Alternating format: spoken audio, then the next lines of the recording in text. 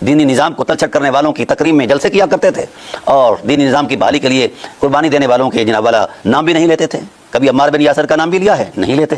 اس لیے نہیں لیتے کہ ان کے ننیال ننگے ہوتے ہیں، اس لیے نہیں لیتے حضرت خبیب بن ارت کا، حضرت زید بن، یعنی کسی کا نام اس لیے نہیں، حضرت بلال کا عرس نہیں منایا جاتا، جس کے بارے میں حضرت عمر فاروق رضی اللہ تعالیٰ عنہ وہ کھڑے ہو کر تقریب میں ہاتھ باندھ کر کہا کرتے تھے سیدنا بلال، ہم یہ جو ہیں بلال ہمارے سردار ہیں، کبھی بلال کا بھی عرس منا لیا کرو عرسوں کا اگر شوق ہے تو۔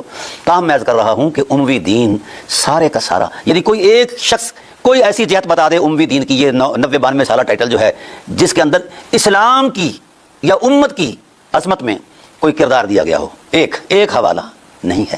جتنا بھی حوالہ ہے شریعت مطہرہ کے ساتھ مذاق، دینی حرمتوں کی پامالی، اصحاب رسول کی توہین، اہل بیت رسول کی توہین، اور دینی قدروں کی توہین، کعبۃ اللہ کی توہین، مدینہ الرسول کی توہین۔ یہ توہین سے ہی شروع ہوتا ہے اموی دین، اور توہین پر ہی آ کر اس کا اختتام ہوتا ہے۔